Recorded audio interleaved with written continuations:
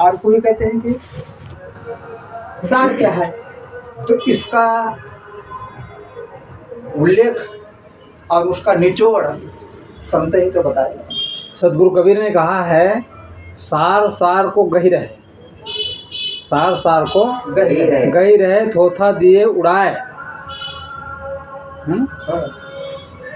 सार सार को गही रहे, थोथा दिए उड़ाए, है ना। जैसे सूप होता है, सूप क्या करता है, सार को ले लेता है और वो सार को भूसा को उड़ा देता, छोड़ देता है। चलनी क्या करता है, चलनी भी वैसी करता है ना। चलनी का काम क्या है, चलनी जो है, जो छोटे मोटे चीज़ रहता है ना, उसको नीचे गिरा देता है और सार को रख लेता है, ठोस रह जाता है ना, बारीक पूरा। हाँ, और उसी प्रकार से चींटी भी सार को ले लेती है। आप जो है कंकड़ के साथ में आप चीनी डाल दो, कंकड़ और चीनी एक साथ डाल दो और उसको रख दो, उसमें से कंकड़ छोड़ देगी, चीनी ले लेगी। तो उसके अंदर भी पारख है, उस चींटी के अंदर भी विवेक है, है ना। सत्तू जानते हैं, सत्तू खाने का होता है, सत्तू। हाँ। सत्तू होता है, उसको भी चलनी से चला जाता है। हाँ। उसी प्रकार से हम जो है शब्दों को विवेक से छाने, शब्दों को विवेक से छाने की क्या सार है, क्या आसार है। हमको सार असार की परख नहीं है, जड़ क्या है, चेतन क्या है, बंधन क्या है, मोक्ष क्या है ना। क्या खाना चाहिए, क्या नहीं पीना चाहिए, जीवन कैसे जीना चाहिए, यही हमको मालूम नहीं है। बस जीवन जी रहे हैं, तो जीवन में आनंद कहाँ से आएगा। दूध का सार क्या है, दूध का सार घी है, दूध का सार घी है। उसी प्रकार से जीवन का सार इस शरीर में है ना, शरीर के अंदर जो बैठा हुआ उसका सार क्या है, इस जीवन है, उसका सार क्या है, आत्मा है, शरीर के अंदर बैठा है ना, वो सार है। आत्मा और जीव एक ही होता है, आत्मा और जीव अलग अलग। देखिए ऐसा है, उसमें जो हमारे जैसे कबीर पंथ में उसको जीव कहते हैं, ठीक है। लेकिन उसी जीव को जो पौराणिक मत वाले हैं उसको आत्मा कहते हैं। जीव ही आत्मा है ना। अब देखिए हम उसको क्या कहते हैं, हम पानी कहते हैं, इंग्लिश में क्या कहते हैं, इंग्लिश में वाटर कहते हैं। उसी प्रकार से एक शब्द है, शब्द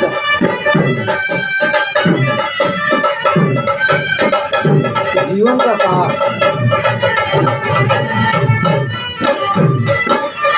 जीवन में निचोड़। यदि हमारे जीवन में सद्गुण सदाचार नहीं है, नैतिकता नहीं है, जीवन व्यर्थ है। आप किसी भी मत पंथ में जुड़ जाइए, मत पंथ आपका कल्याण करने वाला नहीं। यदि हमारे अंदर छल है, कपट है, प्रपंच में हम उलझे हुए हैं, दूसरे को धोखा दे रहे हैं, राग द्वेष कर रहे हैं, तो जीवन का सार क्या मिलेगा। आप कितनों बड़े आप जो है घर के मुखिया बन जाइए, कोई संस्था के आप अध्यक्ष बन जाइए, प्रदेश का आप मुख्यमंत्री बन जाइए, देश का प्रधानमंत्री बन जाइए, लेकिन यदि आपके अंदर से राग और द्वेष, आपके अंदर से छल और कपट यदि आपका नहीं गया है तो कोई मत पंथ काम नहीं करेगा। सही बात। मूल चीज तो यही है ना भाई। ये हमारे को पकड़ भरा है, पाप भरा है। इसका मतलब क्या है? क्या है? जिस मत पंथ में यदि आप उलझ गए ना, मेरे गुरु कि पंथाईगिरी में आदमी को नहीं रहना चाहिए। उसमें सार ले लो। जैसे माताएं क्या करती हैं? माताएं सिंदूर लगाती है ना, सिंदूर लगाती है तो डिबिया रखती है, तो डिबिया से सिंदूर ले लेती है, लगा लेती है, फिर बंद करके रख देती है। उसी प्रकार से सभी जगह से ज्ञान ले लो जो अच्छा लगे, है ना, उसके बाद उसको बंद कर दो, उससे सार ले लो, है ना। तो जीवन में वही व्यक्ति सुखी हो सकता है जो सार को ग्रहण करे। तो जीवन का सार है सद्गुण सदाचार ज्ञान भक्ति, इसमें जीना। और आत्मिक दृष्टि से, आध्यात्मिक दृष्टि से आत्मा ही सार है ना। आध्यात्मिक दृष्टि से, अध्यात्म का मतलब क्या होता है? अध्यात्म का मतलब होता है अधिधन आत्म, अध्यात्म आत्मा संबंधी विचार को ही अध्यात्म कहा जाता है। और जिसको आत्मा की परख नहीं है, जिसको आत्मा की परख हो जाएगी ना सही, जिसको सही विवेक हो जाएगा, फिर वो किसी जीव को सताएगा, किसी जीव के प्रति राग द्वेष छल कपट करेगा? नहीं कर सकता। किसी जीव की हत्या करेगा? किसी के प्रति गलत भावनाएं रख सकता है? नहीं रख सकता। इसलिए जीवन में वही व्यक्ति सफल है, वही व्यक्ति पूर्ण संतुष्ट हो सकता है, पूर्ण जो है संतोष प्राप्त कर सकता है। जो व्यक्ति छल कपट प्रपंच रहित है, उसके लिए सुख के लिए धनी होना कोई जरूरी नहीं है। सुख से धनी होने का कोई संबंध ही नहीं है। सुख का संबंध भीतर से है और धन का संबंध बाहर से है। धन किस लिए चाहिए? धन तो केवल जीवन गुजर के लिए चाहिए, हैं? केवल जीवन गुजर के लिए। और आदमी जो है जितना छल कपट प्रपंच करता है, किसके लिए? करता है बाहर की चीज। यदि वो जाने वाला हमारे साथ होता तो पता नहीं क्या हो जाता है। अब इसी में कबीर साहब की ही साखी है, उसमें है कि शब्द बड़ा की जीव। शब्द बड़ा की जीव। तो कौन बड़ा है? मैं तो पूछ रहा हूँ कि मैं आपसे पूछना चाहता हूँ। हाँ, शब्द बड़ा है कि जीव बड़ा है? हाँ, चलो आपको बताया जाएगा, है ना। शब्द बड़ा है कि जीव? हाँ। शब्द कहाँ से निकलता है?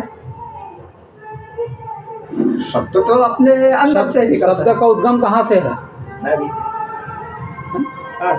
शब्द जो है जीव से हो रहा है ना, कि शब्द अपने आप में पूर्ण है। बताइए। जीव है तो शब्द है। हाँ, तो जीव बड़ा है कि शब्द?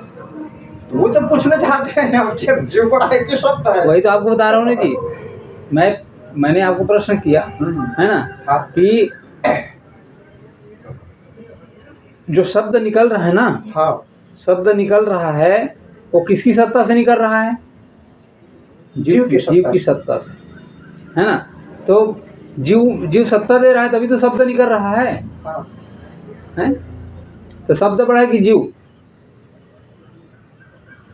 तो अब शब्द बड़ा है कि जीव? तो हम तो ये सोच रहे हैं कि शब्द ही बता रहा है जीव के बारे में। नहीं, शब्द कैसे? देखिए, जब जीव ही नहीं रहेगा शब्द कौन बताएगा? तो कौन शब्द को लिखने वाले कौन? जीव तो लिखने वाला बड़ा होता है, लिखने वाला बड़ा होता है कि शब्द बड़ा है? बताओ। एक लिखने वाला बड़ा होगा। लिखने वाला बड़ा है ना? हाँ, बताओ, मूर्ति बड़ा है कि मूर्तिकार बड़ा है? मूर्तिकार बड़ा है। मूर्तिकार बड़ा है ना? हाँ, उसी प्रकार से जीव बड़ा है। शब्द जीव से पैदा होता है, शब्द बड़ा नहीं है, जीव बड़ा है ना? समझ रहे बात को? हाँ, जीव रहेगा तब तो शब्द निकलेगा जी। अब जीव नहीं रहेगा तो कहाँ सीताराम हो जाएगा, राम राम साथ हो जाएगा। तो शब्द बड़ा कि जीव? जीव सत्ता देता है तभी वो शब्द निकलता है। और जब शांत हो गया है, जीव निकल गया, हाँ। तो कौन बोलेगा? आप यम का दूध बोलते हैं कि आता है, जीव को लेके जाता है। हाँ, यम का मतलब क्या है? यम का मतलब एक लाक्षणिक अर्थ है। यम कहीं कहीं नहीं है। यम का मतलब क्या है? यम मन को भी कहते हैं, है ना? यम का मतलब होता है वासना। क्या? वासना। वासना ही हमको जो है, वासना ही जीव को ले जाता है। जहाँ वासना होती है ना, हाँ। जहाँ आशा तहाँ वासा होई कहते हैं। आप यहाँ से कहीं जाएंगे तो ऐसे ही चले जाते हो क्या? ऐसे ही चले जाते हो? नहीं। कुछ इच्छा प्रकट होती तभी आप जाते हो। हाँ। कौन ले जाता है? आत्मा नहीं ले जाता है। कौन ले जाता है? मन ही दौड़ा रहा है आदमी को। अभी यहाँ बैठे हो, है ना? या अभी यहाँ बैठे थोड़ा देर में आपको कुछ खाने का मन हो रहा है, ऐसे कहोगे ना, कहाँ ले जाएगा? सीधे चौक ले जाएगा मन जो है। तो कौन ले जा रहा है? वासना ही ले जा रहा है ना। वासना ही ले जा रहा है। तो खाने की जो वासना लत लग गई है ना, हाँ। वही आपको ले जा रहा है। जब पहले मन चला जाता है, उसके बाद शरीर सहित चेतन चला जाता है। ठीक है? उसी प्रकार से यम क्या है? वासना ही यमराज है। वासना ही जीव को भटका रही है और ले जा करके शरीर धारण कराती है। और बारंबार जो है पुनरुपि जन्नम पुनरुपि मरणम जठरे शयनम, बार बार यही सब कराती है, होता रहता है। समझ आ रहा है? आवागमन का चक्र, आवागमन का चक्र यही है ना। मन, वासना ही तो दुख का कारण है मेन। वासना को काट दो तो आवागमन ही बंद हो जाएगा ना भाई। पक्षी की पंख ही नहीं रहेगा तो कहाँ उड़ेगा वो? उड़ेगा ही नहीं वो, ये पड़ा रह जाएगा। तो उसी प्रकार से ये वासना ही हम है। वासना, और जो वासना को धीरे धीरे खत्म कर देता है, आवागमन से रहित हो जाता है, छूट जाता है उसका आवागमन, जन्म मरण के चक्कर। तो कहीं कोई ईश्वर परमात्मा कोई अलग से लोक नहीं है जहाँ कोई यमराज होता है, कोई भगवान होता है, ऐसा कुछ नहीं है। स्वर्ग क्या है? स्वर्ग है जहाँ सुमति है ना, जहाँ सुमति है वहीं स्वर्ग है। जहाँ वासना का त्याग हो गया वही स्वर्ग है, वही मोक्ष है। हमारे मन में वासना है, वासना कारण हम जो है नरक में पड़े हुए हैं। गंदे गंदे विचार आता है, गंदी गंदी सोच। स्वर्ग बाहर नहीं है, स्वर्ग यही है। मन हमारा जब निर्मल हो गया, हम स्वर्ग की स्थिति में हैं। और मन जब गंदा हो गया, वही नरक है। क्या कहीं बाहर नहीं है स्वर्ग? ये तो एक आदमी एक कल्पना कर दिया, वही कल्पना में आदमी भटक रहा है, मन की कल्पना में, है ना? तो वासना ही दुख का कारण है, वासना ही यमराज है। और वही जब शरीर छूट जाता है ना, शरीर जैसे किराए का मकान लेता है आदमी, किराए का मकान लेता है और मकान मालिक कहता है खाली करो, तो एकदम से खाली कर देता है क्या? हैं? पहले क्या करता है? को समय देना पड़ता है। पहले मकान खोज लेता है हाँ दूसरे का, तब जा कर के वहाँ सेटलमेंट करते हैं, है ना। उसी प्रकार से जो है हमारे पास कर्म 3 हैं। कर्म 3 हैं, कौन कौन से? संचित, प्रारब्ध और क्रियामान। संचित, प्रारब्ध, क्रियामान। क्रिया हुआ। अभी हम जो काम कर रहे हैं ना, कर्म कर रहे हैं, जो भी बोल रहे हैं, खा रहे हैं, पी रहे हैं, अच्छा काम कर रहे हैं, बुरा काम कर रहे हैं, ये सब क्या है? कर्म। ये सब जो है क्रियामान कर्म हो रहा है अभी वर्तमान में, ठीक है। और ये वर्तमान में जो क्रियामान कर्म हो रहा है ना, यही क्रियामान कर्म फिर बाद में क्या हो जाता है? यही संचित हो जाता है। संचित मतलब एक जगह इकट्ठा कर दें। जैसे अभी धान लगाए हैं, लोग धान लगाए हैं, उसके बाद हम ला करके उसको बोरी में ठप्ती कर देते हैं। अब यहाँ नहीं रखते हैं, लेकिन कहीं ना कहीं थपतित होता है। हाँ।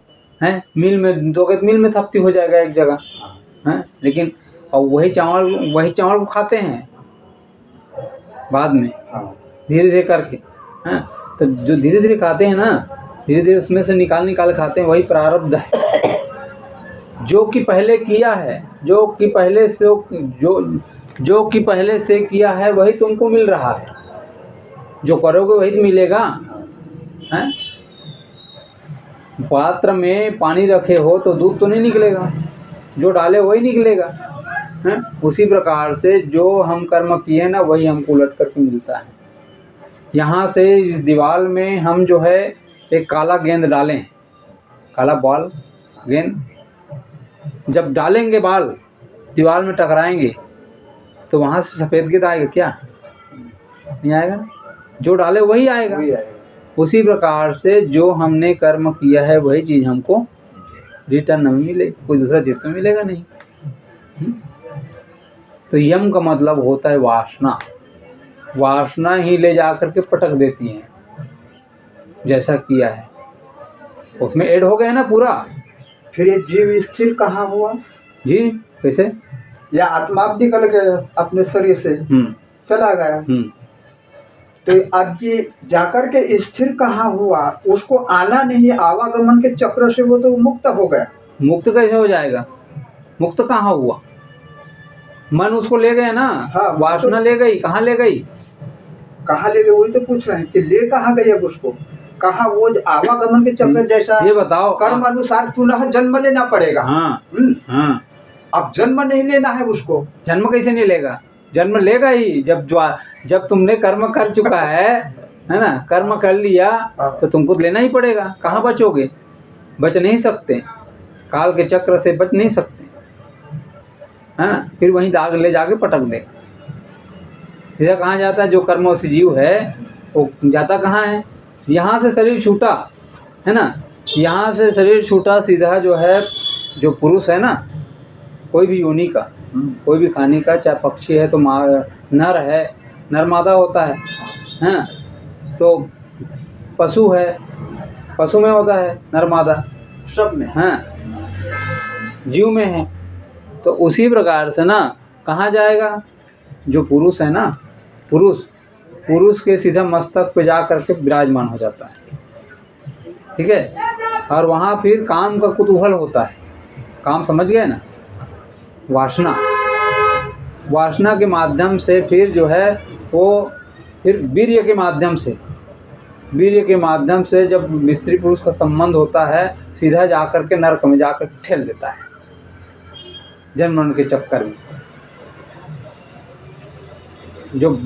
जो वासनावशी जीव है उसको कोई शांति मिलेगी क्या? हैं? चक्कर में पड़ा रहता है, गोल गोल। भवचक्र का मतलब क्या है? भवचक्र का मतलब है गोल गोल घूमना, फिर जन्मना, फिर मरना, बस यही क्रिया चलता रहता है ना। तो वो ये सभी का ही है दशा, सभी की यही दशा है। जो जीवन मुक्त है ना, जो जीवन मुक्त हो गया, जिसको आवागमन से जो दूर हो गया, जिनका वासना मिट गया पूर्ण रूप से, है ना, वो वो अपने आप में स्थित है, वो अपने आप में, उसके लिए जो है कहीं कोई लोक नहीं है, आत्मा ही उसका लोक है, अपने आप वो अपने आप में स्थित है। तो फिर वो कहाँ है स्थित अपने आप में? जीव दिखाई देता है नहीं, तब जो शरीर दिखाई देता है ना, आत्मा थोड़ी दिखाई देता है। आत्मा अपने आप में हो गया, आत्मा अपने आप में पूर्ण है, कोई परमात्मा नहीं है जो उसमें जाके मिल जाएगा।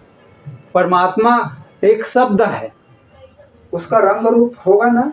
आत्मा का रंग रूप, आत्मा का रंग जो है केवल ज्ञान रंग है। वो अब वो कब प्रकट होता है? जब शरीरधारी होता है तब,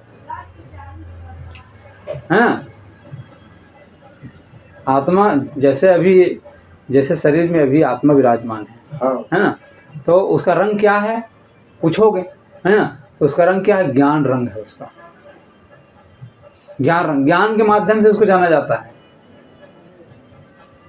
जितने भी जीव है ना, केवल मनुष्य की बात नहीं है, जितने भी खानी के जीव है ना, ज्ञान के कारण ही माना जाता है उसको।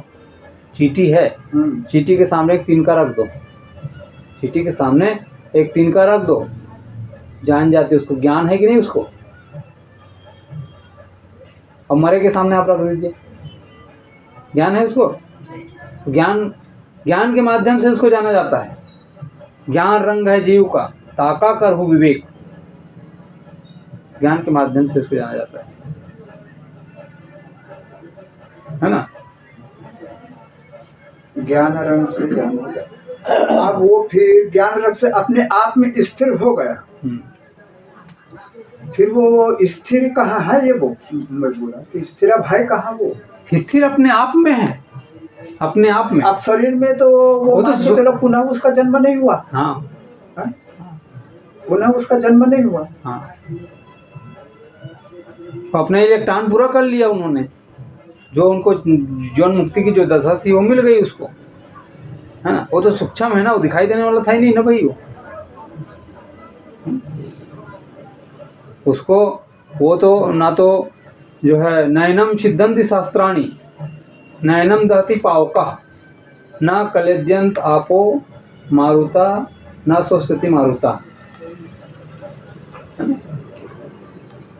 आत्मा को नयनम छिदन्ति शास्त्राणि, ना तो उसको शास्त्र जो है शस्त्र काट सकती है, न पानी उसको गीला कर सकती है, न वायु उसको सुखा सकती है, और न जल, न तो और न ही पृथ्वी उसको अपने में मिला सकती है। आत्मा इससे पार है। अरे सूक्ष्म शरीर बोलते हैं, सूक्ष्म। ये सूक्ष्म, फिर ये क्या आ गया बीच में? सूक्ष्म इसमें भी बताया गया है कि सूक्ष्म शरीर, तो सूक्ष्म शरीर आत्मा तो निकल गया। अब सूक्ष्म क्या है उसमें फिर बचा हुआ? वो सूक्ष्म कहाँ? फिर कैसा क्या हुआ उसका? सूक्ष्म कौन है फिर? वो कौन सूक्ष्म?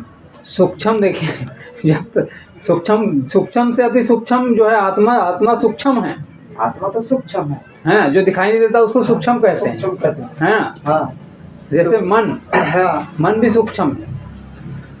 हाँ, मन सूक्ष्म इसलिए कहा जाता है। मन क्या चीज है? मन शरीर में काट डालो, पीट डालो, दिखाई देता है क्या? नहीं, जीव दिखाई नहीं देता, मन दिखाई नहीं, संस्कार दिखाई देता है क्या? सूक्ष्म दिखाई नहीं देता। संस्कार दिखाई देता है क्या? नहीं, संस्कार भी नहीं दिखाई देता, तो सूक्ष्म है वो, है ना? चित्त दिखाई देता है, चित्त, मन, चित्त, बुद्धि दिखाई देता है क्या? नहीं दिखाई देता। आप कहीं भी आपको काट डालो, फिट डालो, कुछ नहीं दिखाई देगा। ये सूक्ष्म कहा जाता है ना? मन क्या चीज है? मन को एक उदाहरण के माध्यम से समझ सकते हैं, है ना? जिस प्रकार से तालाब है, तालाब में पानी है, पानी आपको दिखाई दे रहा है, लेकिन पानी में आपको तरंग दिखाई दे रहा है क्या? नहीं, तरंग दिखाई देता है? तरंग कब होता है? तरंग कब उत्पन्न होता है? तरंग तभी होता है जब हवाएं चलती हैं। हवा चलती है ना, पानी का जब संपर्क होता है, पानी का संपर्क होता है, स्पर्श होता है पानी से हवा, तब उसमें एक तरंग पैदा हो जाता है। तरंग अपने आप में कुछ नहीं, तरंग नाम की कोई वस्तु नहीं है, लेकिन जब जो चीज़ का जब संगम हो जाता है ना, हवा और पानी है ना, हवा और पानी का संबंध हो जाता है, तो वहाँ तरंग पैदा हो जाता है पानी का, लहर, इसको लहर कहते हैं, लहर है ना। उसी प्रकार से मन है। मन क्या चीज़ है? जो चीज़ हम देखे हैं, है ना, देखे हैं, खाए हैं, पिए हैं, चखे हैं, हाँ। जब तक आप हमसे मिले नहीं थे, हमको जानते थे क्या? नहीं जानते थे। मिल गए तो आप जान लिए। तो सत्संग क्या मालूम कि वो कहाँ तक पहुँचा है। आप दर्शन किसका करना है? उसी ने कहे कबीर साहब जी का साखी, हाँ, दर्शन को जी चाहिए, हाँ, तो दर्पण मान जाता रहियो, हाँ, और तो दर्पण लागो काई, हाँ, तो दरस कहाँ से पाई। दर्शन किसका करना चाहिए? यही ना, यही ना। हाँ हाँ, दर्शन किसका करना चाहिए? दर्शन देखिए, एक होता है दृश्य, एक होता है दृश्य और दूसरा होता है दर्शन, ठीक है। दृश्य और दर्शन, जो दिखाई दे रहा है वो दृश्य है, ठीक है, दिखाई दे रहा है वो दृश्य है। लेकिन यहाँ सदगुरु कबीर क्या कह रहे हैं? दर्शन को दिल चाहिए, हाँ, दर्शन को दिल चाहिए तो दर्पण मान जाते रहिए, ठीक है। हाँ। यहाँ ये जो दर्शन की बात आ रही ना, एक होता है दर्शन, दृश्य और दृष्टा, ठीक है। यहाँ पे जो दर्शन की बात आ रही है ना, वो दृष्टा की बात आ रही है, दृश्य की नहीं।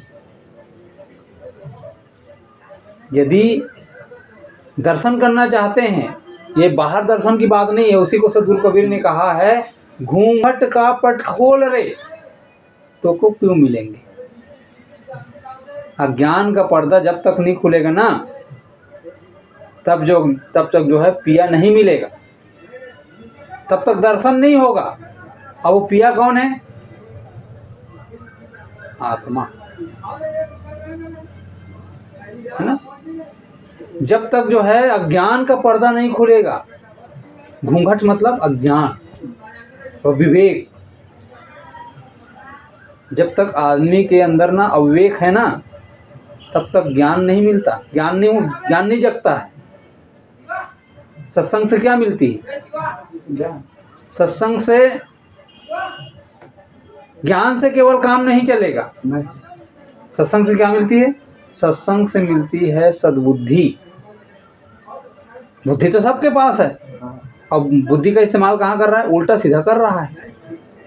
पढ़े लिखे लोग है वो ज़्यादा उल्टा पुल्टा कर रहा है। बुद्धि का इस्तेमाल कहाँ कर रहा है वो, हैं? जब सद्बुद्धि जब आ जाती है ना, तब विवेक जगता है, तब दिमाग का पर्दा खुलता है, तब अज्ञान जो है अज्ञान का हरण हो जाता है और ज्ञान का समावेश होता है ना। तो सदगुरु कबीर साहब क्या कहते हैं? घूंघट का पट खोल रे तो को क्यों मिलेगी। जब तक अज्ञान का पर्दा नहीं खुलेगा ना, तब तक जो है आत्मदर्शन, आत्मलाभ नहीं मिलेगा। दर्शन, यहाँ दर्शन कह रहे हैं आत्मदर्शन, अनुभूति, अनुभव। जैसे जो है आप जीवन जी रहे हो, है ना, जीवन तो जी रहे हो, लेकिन जीवन का अनुभव आपका नहीं है, तो वास्तविक जीवन का अनुभव हो जाएगा ना, तो आपके जीवन में ज्ञान प्रकट हो जाएगा। अब बस जी रहे हैं जानवर की तरह, इससे ज्ञान नहीं मिलता। जीवन का सार क्या है ये हमको पहचाने नहीं है, तो जीवन का क्या अर्थ है? कोई अर्थ है क्या? वो जीवन को कोई अर्थ नहीं, कोई मूल्य नहीं उसका। बस खा रहे हैं, पी रहे हैं पशु की तरह। वो काम तो पशु भी कर रहा है ना। विवेक नहीं जगा तो किस काम का? तो दर्शन को दिल चाहिए, दर्शन के लिए दिल चाहिए, उसके लिए अच्छा मन चाहिए, सद्बुद्धि चाहिए। दर्शन को दिल चाहिए तो दर्पण मान जाते रहिए। दर्पण मानने का मतलब क्या है? हृदय को खुला रखिए, हैं? भीतर को साफ करिए। जो हमारे अंदर अज्ञान का जो पर्दा है ना, दर्पण को साफ करना पड़ेगा। दर्पण, यहाँ उदाहरण दे रहे हैं दर्पण का। दर्पण मांजत रहिए। दर्पण क्या है? ये जो दर्पण है ना, एक उदाहरण दे रहे हैं। उदाहरण, कोई भी बात को पुष्टि करने के लिए ना कोई उदाहरण दिया जाता है, है ना? बिना उदाहरण के, बिना साखी के उसका मथन हो ही नहीं सकता। हाँ, बिना साखी के। साखी मतलब साक्षी। जैसे आप जो है वहाँ जाओगे, कहाँ? जज के पास, तो बिना साखी के, बिना साखी, बिना गवाह के, बिना गवाह के कोई मुजरिम को छोड़ेगा नहीं। गवाह लगता है ना। उसी प्रकार से साखी, साखी का मतलब अभी आया ना इसमें, दर्पण। ये क्या है? उदाहरण, साखी है। इसको पुष्टि करने के लिए, है ना, थाने वहाँ जाओगे जज के पास, वो पुष्टि करता है, नहीं साहब इन्होंने नहीं किया है। जब पुष्टि हो जाएगा उसको छोड़ देगा, है ना? उसी प्रकार से दर्पण मांजत रहिए। दर्पण है ना, दर्पण में धूल आ गई है, काई आ गई है, उसको जब तक जो है साफ नहीं करोगे, पोछोगे नहीं, तब तक जो है दिमाग का पर्दा खुलेगा नहीं, या ज्ञानता जाएगी नहीं। पानी में लागी काई तो दरस कहाँ से पाई? है? पानी में काई हो जाता है ना। काई को आप हाथ से ऐसे नहीं करोगे तो आपका चेहरा झलकेगा। उसी प्रकार से जब अज्ञानता का पर्दा नहीं खुलेगा तब तक जो है आत्मदर्शन नहीं होगा। आत्मा की पहचान नहीं होगी कि मैं कौन हूँ, मैं संसार में क्यों आया हूँ, मेरा कर्तव्य क्या है, मुझे करना क्या है, इसका बोध नहीं हो सकता। तो दर्शन किसका करना है? दर्शन आत्मा, है ना। दर्शन दो प्रकार का है ना। दर्शन एक बाहर का, एक भीतर का, है ना। तो एक व्यवहार, एक परमार्थ। दर्शन पक्ष दो होता है, एक भीतर, एक बाहर। बाहर का संसार अलग है, भीतर। जितना बड़ा संसार आपको बाहर दिख रहा है ना, उतना ही बड़ा संसार भीतर है। प्रवेश करोगे तब पता चलेगा। यहाँ भीतर में भी हाहाकार मचा हुआ है भयंकर। जब आँख बंद करते हैं ना, आँख बंद करके मन को केंद्रित करने के लिए, हाँ, जब शांत होना है तो आदमी घबरा जाता है। आँख 5 मिनट आँख बंद करके बैठ जाओ, कुछ नहीं सोचना है, कहोगे पागल हो जाएगा, उठकर भाग जाएगा। तो उसको कहाँ आत्मलाभ होगा, कहाँ दर्शन होगा? उसको दर्शन कर पाएगा? वो दृश्य में भूला हुआ है, ये दृश्य दर्शन नहीं है। बाहर का पट बंद करेगा नहीं, हाँ, तब तक के अंदर का पट खोल सकता नहीं। हाँ, तो वो है। समझ आ रहा है कि नहीं आ रहा है? नहीं आया? आया? तो वो है आत्मदर्शन, है ना। अच्छा साहिब जी, ये बताइए मेरे को, जो अपन पाप